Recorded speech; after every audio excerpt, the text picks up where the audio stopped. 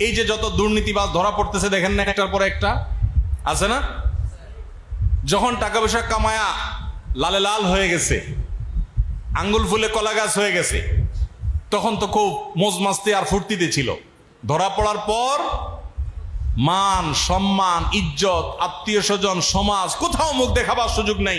বাকি জীবন বিদেশে পালিয়ে চোরের মতো পালিয়ে পালিয়ে দুনিয়া থেকে গ্লানি নিয়ে অপমানিত অবস্থায় দুঃখ এবং কষ্ট নিয়ে যখন চলে যাচ্ছে, এই মুহূর্তে যদি তাদের সাক্ষাৎকার নেওয়া যেত, আমি নিশ্চিত নির্ঘাত তারা বলতো যে হায়, এ সকল অবৈধ উপার্জন না করে নিজ দেশে সম্মান নিয়ে যদি দুনিয়া থেকে যেতে পারতাম সেটা অনেক ভালো ছিল।